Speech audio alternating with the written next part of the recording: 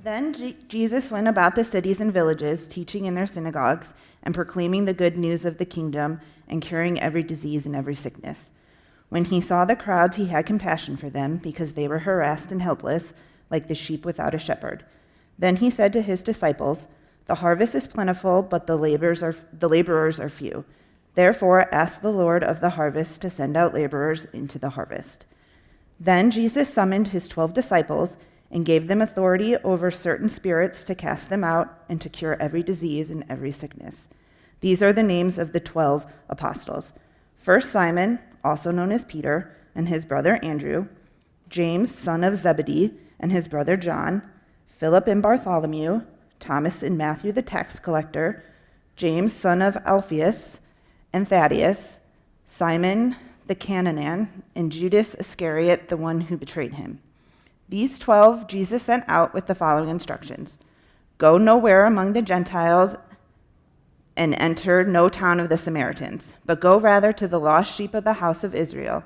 As you go, proclaim the good news, the kingdom of heaven has come near. Cure the sick, raise the dead, cleanse the lepers, cast out demons. You received without payment, give without payment. Take no gold or silver or copper in your belts, no bag for your journey, or 2 tunics, or sandals, or a staff. For laborers deserve their food.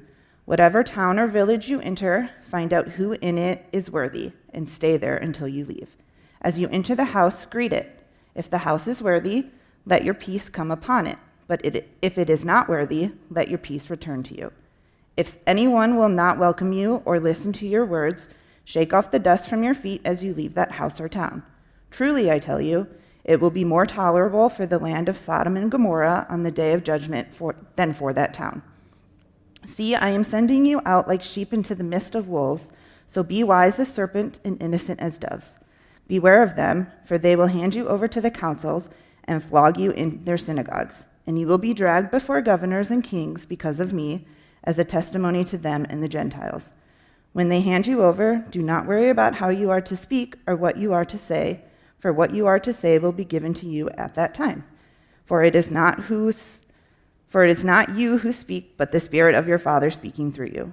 Brother will betray brother to death, and a father his child, and children will rise against parents and have them put to death.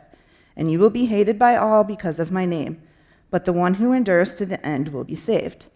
When they prosecute you in town, flee to the next, for truly I tell you, you will not have gone through all the towns of Israel before the Son of Man comes. A disciple is not above the teacher, nor a slave above the master. It is enough for the disciple to be like the teacher and the slave like the master.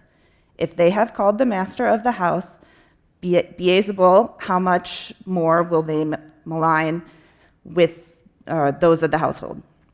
So have no fear of them, for nothing is covered up that will not be uncovered, and nothing secret that will not become known.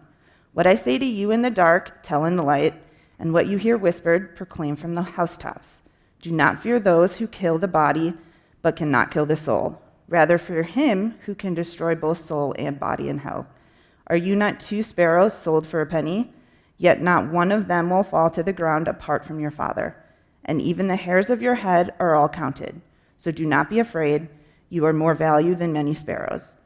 Everyone, therefore, who acknowledges me before others, I also will acknowledge before my Father in heaven. But whoever denies me before others, I also will deny before my Father in heaven. Do not think that I have come to bring peace to earth. I have not come to bring peace, but a sword. For I have come to set a man against his father, a daughter against her mother, and a daughter-in-law against her mother-in-law, and one's foes will be members of one's own household.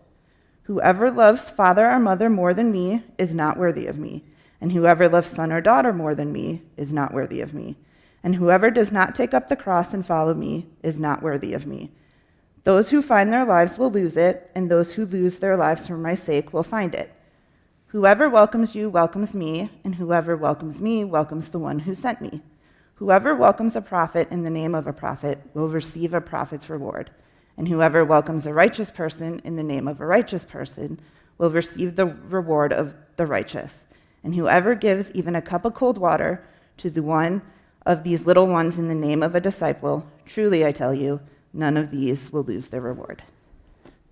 I'd like to pray, actually, and we're going to jump into this. God, trusting that all the text is from you and useful for us. And Lord, we're here, which means on some level we avail ourselves to you. And so just trust that whatever work you began in us before we got here, you'll continue to work on here in these coming moments. We love you. Amen. So what Leslie just read, and thank you again, Leslie, that's a mouthful. Like everyone else got 10 verses and you got a chapter and a half. I think in many ways it speaks to why I've never before committed to a series like this, because suddenly you're like, who picks to teach on Matthew 10? The answer is nobody, because it's tricky. But here's, I've been wrestling with this for a bit, and I think maybe the jumping off point is this question, something like, what are the areas in your own life that life insists that you do, but you don't particularly enjoy? Like, what are those tasks? What are those responsibilities? What are those chores? Like, you don't get warm fuzzies from them. They don't change your life. You're not going to send pictures of you doing them on your Christmas card. You're not going to etch them on your wall or the words behind them. Like, what are those things that you have to do? Like perhaps flossing. Though I think if we get too far down the personal hygiene line, that probably isn't a good thing. So let's jump tracks. How about at work? I had a friend years ago who said to me, Adam, if you have a job that you love 70% of the time, then that's a great job. And I think part of what I want to ask this morning is what's the 30%? Like, what are those things that you have to do? And it's not even necessarily, maybe you don't even resent them. It's just that they're not particularly enjoyable. You don't get energy from them. They're not the stories you tell your friends. Even relationally, perhaps, what are those things? Or maybe in a sport. I think we know this about sports, about hobbies, about art. Like there's the Friday night lights, and then there's Monday morning. I was thinking about that just with the band and how hard musicians work. What we see is Sunday morning, and the lights are on, and the sound system, and whatever glitz and glamour comes with leading us in music. What's often missed is that there's people in our band who rehearsed years ago and then did lessons for over a year before they actually were on the stage. And frankly, that's just speaking to that bigger picture. There's this rehearsal thing that they do on Thursday, which is a whole night away from their family and lots of work, and then there's the practice that has to happen before and after rehearsal. Last week there was someone on stage, and they're not the type of person who has nothing else to do, but I found out from their spouse that they were up at 3 a.m. last Sunday rehearsing their role in the song just because they didn't want to let the team down, and they didn't want to let you down, and they wanted to honor God in their hard work. So music's one of those things. There's the glamour and the glitz, and even in work there's the paycheck. But what's the hard stuff? What's the stuff you don't particularly love? How about jury duty? There's one. I think I might have alluded, maybe it was just the first gathering last week. So this last week I had prepared myself to have a really unproductive week because I had been summoned to jury duty a couple weeks prior. And probably you've done this. I know in the past I've called and had that shameless conversation with whoever it is you get of all the pathetic reasons why you can't do jury duty, and generally they acquiesce, but they kind of make you feel bad for it. I think the last time I got jury duty, I missed it. That was $75 and a trip to court to beg for forgiveness. And so this time I contemplated asking for the out, but frankly, I think part of what just happened to us in this last year and try to figure out what does it mean to be a good citizen in our world today, and I thought this is at least practical. And frankly, the content from last week, or what became the content last week, just this posture towards life of just trying to stay open and be open to whatever adventure may be coming is not my strength, it's not my character, it's not my type A, but I just thought, okay, I'm going to go with it. So I showed up last Tuesday at 8:30 in the morning. There was a very, very long line. I think there was 100 of us, or something close to 100 of us in the jury pool. We stood in line in the courthouse forever, it felt like, checking in one at a time. And then they ushered us over to the Myrna. And I've never done jury duty, maybe you have, but once I got seated, it was awesome because the gal next to me had a mask on. And what I loved about that is I didn't realize part of the advantage of masks is you can talk when the teacher's talking and they don't know. And so we sat down, and she started explaining to me she'd done this before, and she said, we're not going to get on this jury. And I was like, how do you know? And she said, because they put us in order. And sure enough, later they explained, if you're not in the first couple rows, just listen, but don't raise your hand when we ask you if the defendant is your brother, just because we'll get to that if it becomes relevant, but it's probably not going to be relevant. So at that point, I relaxed because I knew I wasn't getting on the jury itself. I'd been told, you'll be here till about noon. Each side gets an hour to kind of vet the different jurors. And obviously I want to respect the case itself, but the context of the case was it was a domestic case. It didn't involve acts of physical violence, but still it was serious. It was a domestic case involving, I guess, some fairly prominent people in the community. So that was the context. So the prosecutor, and she was awesome. I really, really appreciated the way she went about things and her leadership and the way she articulated things. And she just kind of vetted, I think that's the word, the jury. I never got to hear the defense attorney because what happened about 5 minutes before the prosecutor was done with hers was there was this guy who kind of interrupted the whole deal. And he was a little bit more likely to be on the final 12 or 13 than I was, but not by much. Out of nowhere, this guy at one point goes, "Wait a minute, I know you," and he pointed at the defendant, to which the defendant obviously got a little nervous, and I remember he took his glasses off, and he goes, "I met you," and he started rattling off restaurants in town where he had met this guy. And so there was this awkwardness in the room, and the prosecution attorney kind of grabbed hold of things and was trying to steer it back on track, and she started asking these clarifying questions like, well, do you really know him? Because obviously this is about, like, can you be unbiased in this case? And he kind of started to backpedal, like, maybe I don't know you, maybe I do. And then with this kind of indignation, and it felt like somewhat intentional anger mixed with just stupidity, he said, "Well, I don't know if it was you, but if it was, you were creeping on my sister." So the whole place laughs, and I suppose to some people it wasn't funny, but it was kind of funny. And as soon as everyone started laughing, the lady in the mask next to me, she just dropped an F-bomb. And I was like, "What?" And so I'm asking her, like, what just happened? And she said, "It's over. Like, this whole thing is shot." I was like, "What?" Sure enough, the defense attorney stands up and she's like, "Your Honor, I have a motion." And so before long, the two parties, along with the judge, kind of disappeared because we were in the Myrna, so it was easier for them to make us have us stay seated, and they left, and they came back 10 minutes later, and there was only a few more words uttered.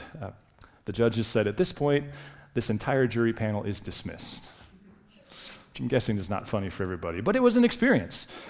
But jury duty is one of those things. The reason I asked this question is for me, functionally, and this morning's one of those weeks where I can, with integrity, say I spent a lot of time with this text, but I can also, with integrity, say I don't think I fully understand everything that's going on here. But I think, to the extent that I understand it, part of what's going on here is kind of like cleaning the toilet. It's kind of like flossing your teeth. It's kind of like a trip to the grocery store, like someone's got to do it. And I think part of what's going on in Matthew is these aren't the types of verses that we're going to put on our Christmas card, and we're not going to etch them on our wall. They're not the type of things probably any of us will ever even memorize. They make us squirm a little bit. But what if they have value? And what if they do tell the story in a way that matters? Because the story matters so that we can live inside of it. So if you've not been with us before or in a while, we started this series way back after Easter from Matthew, and we've never done anything like this. We're trying to work our way through it, not so much by certain predetermined sections, but just as things kind of stop and go and trying to grab the big ideas. And what we're really trying to do is tell the Jesus story. Like, not the narrate Jesus story, not the American Christian Jesus story, not the conservative Christian Jesus story, not the progressive Christian Jesus story, but just try to sit with the historic story of Jesus. And of course, that's not possible to do perfectly, but that's what we're trying to do. And I think it's important to look at the context of where we were last week, because last week what I suggested is that starting all the way at Jesus' baptism, what Matthew has Jesus doing is inviting people into the kingdom of God.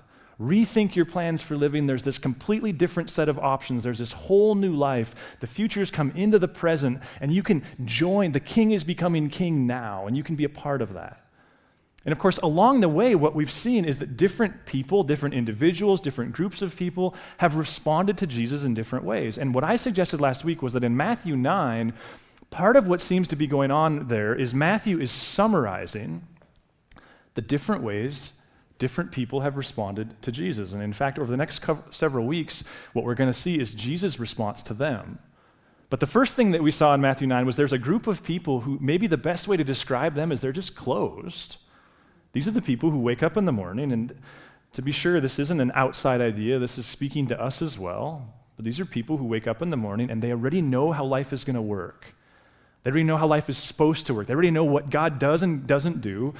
And because of that, during the historic days of Jesus on the planet, they missed him because he didn't operate within what they had already decided. They were closed. There's another group of people, and John frequently, Matthew, 34 times in Matthew, he refers to this other group as a crowd.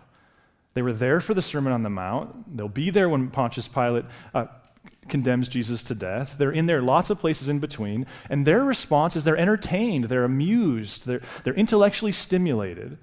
But they also don't demonstrate what Jesus is looking for in faith. And then there's this third group, and they tend to be lepers and prostitutes. At times, though, to be fair, there are religious people. And the phrase that we gave them was that they're open.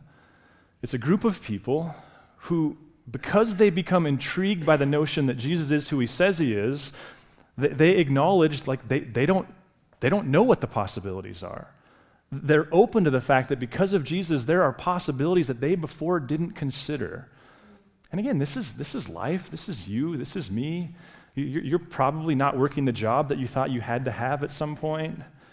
You're maybe not experiencing high school the way that you thought you would experience high school. Marriage maybe looks different than what you thought it would look like, or maybe you're divorced, and at the time that seemed like the end of the world, and here you are. Like there's this opportunity to just go, okay, Lord, what are you doing? And part of it is God making good news out of bad, and part of it is the very nature of what it means to be led by a higher intelligence than our own.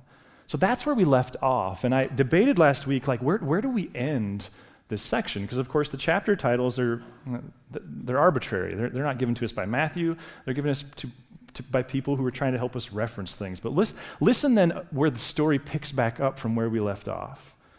In verse 36, when he saw the crowds, he had compassion for them because they were harassed and helpless like sheep without a shepherd. For whatever reason, I always confuse this with Jesus weeping over Jerusalem. There seems to be a grief. There's a sadness, not an anger. Then he said to his disciples, "The harvest is plentiful, but the laborers are few. Therefore ask the Lord of the harvest to send out laborers into his harvest." Now, what's going on here? How would you summarize what's happening here? Isn't there, don't we have a grieving, an emotionally raw Jesus who's looking at the condition of the situation and he's going, you had a job to do and you didn't do it. He's sad. There's this grief that comes with it. This is the coach. Like, so Friday night there's a game and you kind of get pulverized, and Monday morning the coach gathers the team in the room and they're getting ready to watch the film, but the coach, of course, has already watched the film, and the coach starts the meeting by saying, I tell you what we need if we're going to win next week. We need a quarterback. Like, that's fine so long as what? You're not the quarterback. Kind of stinks if you are, or the backup, or the third string. This is the band who has the concert on Friday, and I mean, you get the point. Like, Jesus, this is a huge insult to who? To a whole group of people. But what's the issue here? Isn't the issue they had a job to do, and they didn't do it? I understand that we all, especially right now, we want to criticize church on things like personality-driven church and all of that, and I think there's a real tension there because we also know everything rises and falls with leadership. And that's not just a church thing, that's a human thing, and it seems like what Jesus is calling out here is we have a fundamental leadership problem.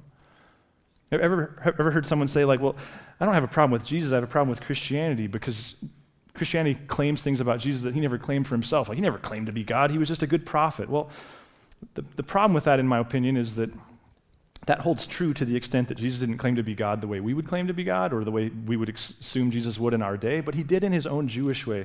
I want to show you something from Ezekiel, and this, I didn't know this before I started studying this and just staring at it for a while, but Ezekiel, just to set the context, he's an Old Testament prophet, and his unique role was to the priesthood.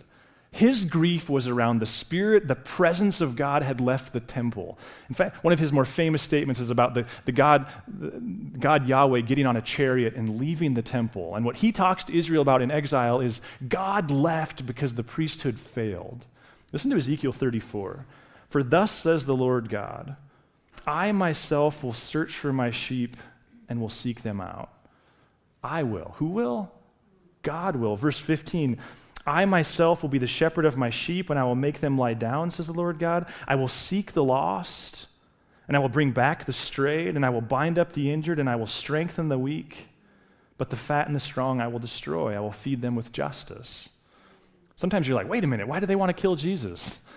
Because he did it in his own way. What did he just do there? On the one hand, he's claiming he's God who's bringing leadership back. On the other hand, he's calling out these people who didn't do it. And then what does he do?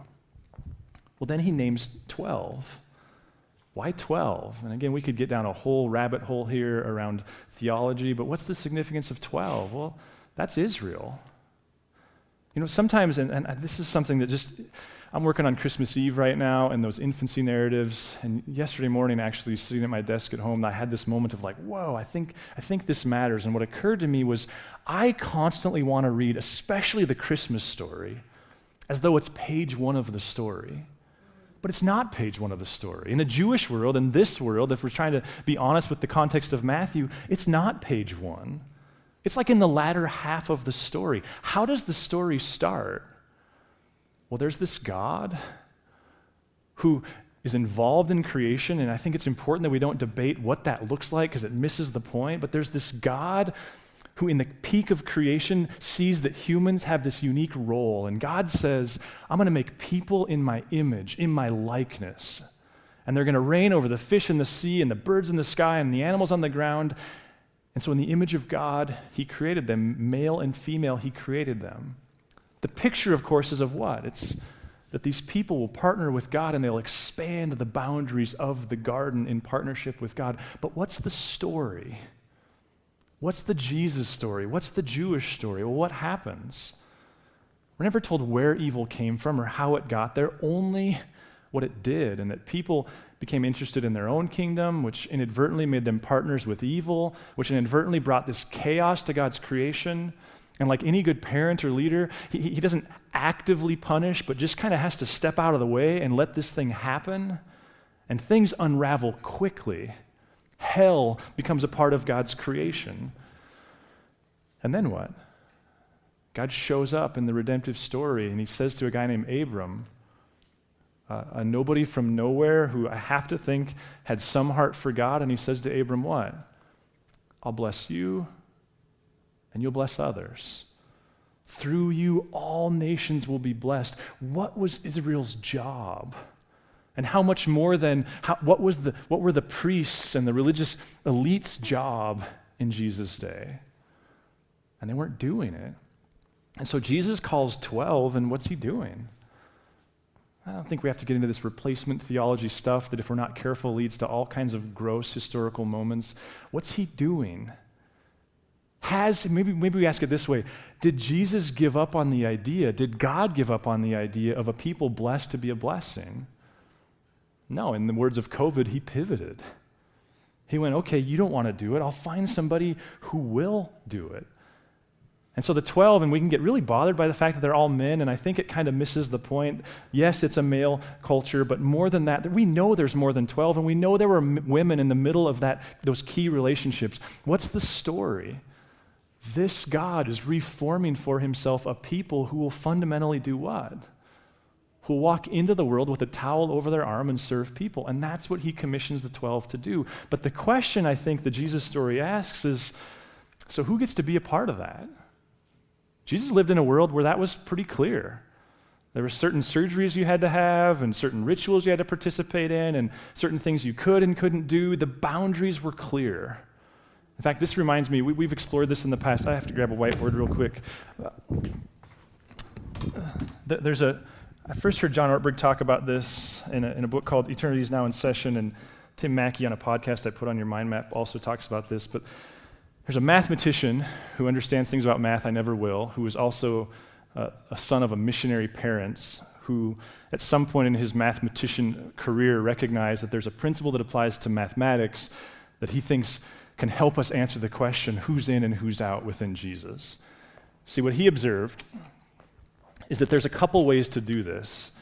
Of course, in both cases, we put Jesus at the center, and the question we're asking is, how do we know who's with Jesus, who's in? And he notes that there's something called a bounded set. And in a bounded set, a person, an entity, their inner outness, you can go to that next slide, Anna, that their inner outness is determined by the boundary.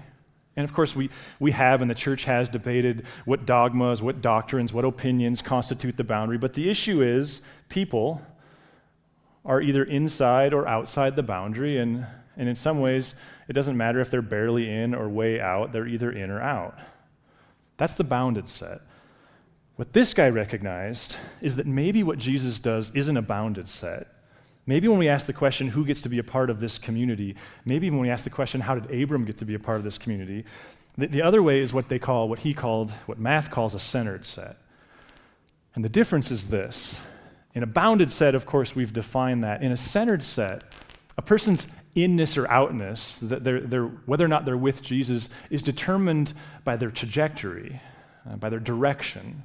See, what he observed is that it's possible to be really, really close to Jesus by all externals, even maybe by one's own past, but to actually be headed in the opposite direction, to be closed, if you will. And I think we all see this in our own spiritual lives. Anybody who thinks their arrow is one consistent direction is probably not being honest or been at this very long. But notice the reverse is also true then. What he recognized is it's also possible to be a long ways away, like maybe a prostitute woman in the first century, and that all the externals would say, she's out, but all the internals would say, but she's headed in the right direction. She's headed toward. What if the Jesus story is really about breaking down the artificial boundaries, not to the extent where things like doctrine and theology don't matter, but to the extent that we don't confuse what does matter with what doesn't? Who gets to be in? Well, Jesus defines it. Hey, come follow me. Notice he didn't say, hey, come believe X, Y, or Z. He said, come follow me. And Jesus in Matthew, and part of what we see in Matthew 10 is it's a huge transition, and we'll get into this in the weeks that follow. It's a transition to sent. What we've been introduced to for the first 9 chapters is a Jesus who's just casting wide the net, and now what we get into is a Jesus who's duplicating, multiplying himself into people, which is why you and I are sitting here in North America and have never personally been touched by the person of Jesus in the physical 33 years of his life. So then what? What happens next?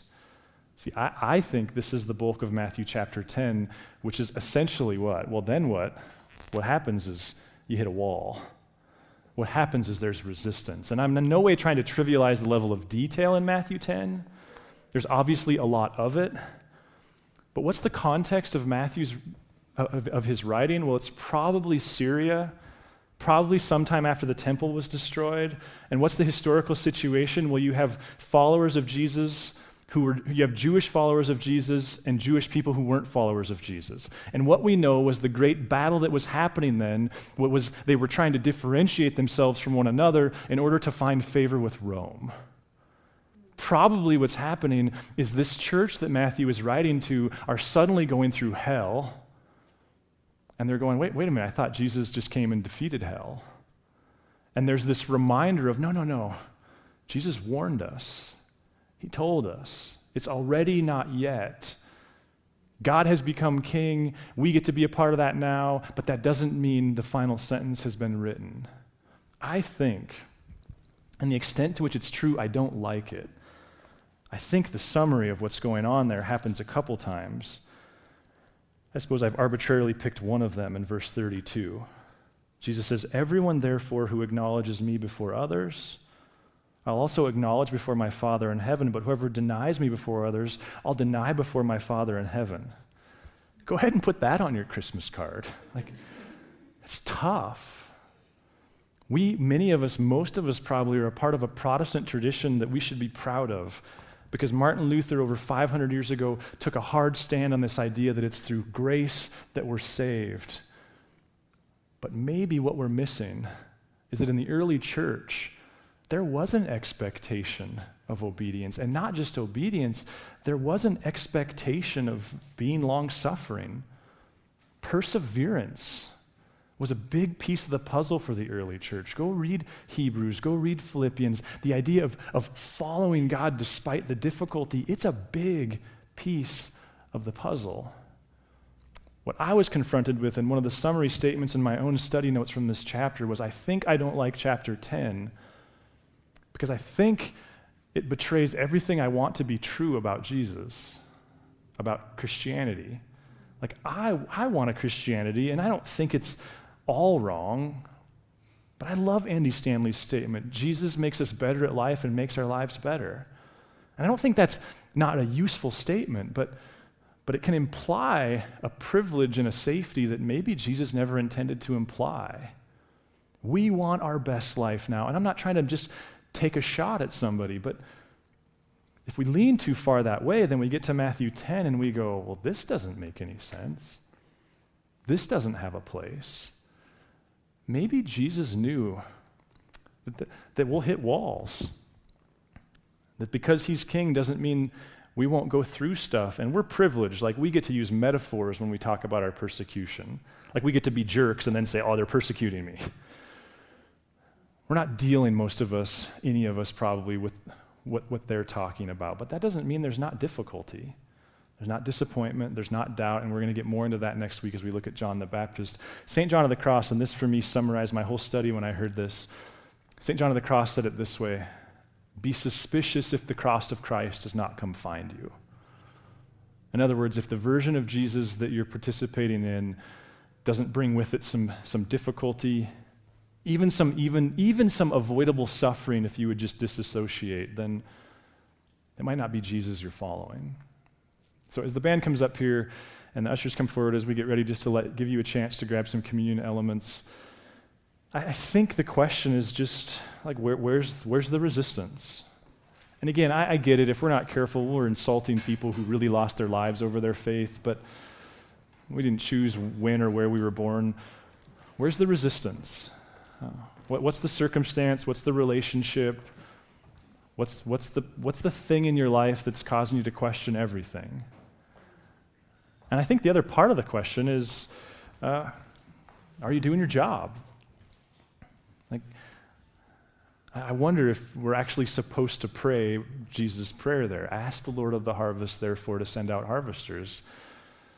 You know, the vision we've always had for being a community together is that we gather on Sunday so that on Monday when we walk back into school, back into the locker room, back into the office, back into the neighborhood, that we would do so not with a sense of heightened arrogance, but with a sense of heightened purpose. That we know that the story is about a God who partners with people, and that this God actually extends his blessing to others through people. I was listening this week, and I'll end here, of a podcast with an interview with a guy named David Brooks, tends to be conservative commentator on politics, who's kind of disillusioned with all of it, who was raised a secular Jew and is now a pretty serious follower of Jesus. And he said, I became a Christian more because of Christians than because of God. And I thought, wow, that guy was surrounded by some priests. Like, the story we like to tell is the opposite, but here's a guy who's saying it was the people that I experienced that actually caused me to consider the Christ that I follow.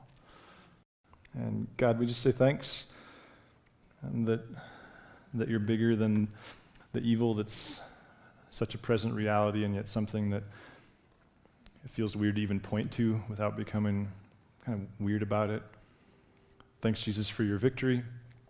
And thanks that we get to be a part of this historic movement in which you touch teachers and parents and business owners and community members, and more or less say the extent to which I show up in this community, it shows up through you. We love you, God. Amen. Thanks for listening. If you'd like to learn more about Narrate Church, find us online at narratechurch.org or look us up on Facebook or Instagram.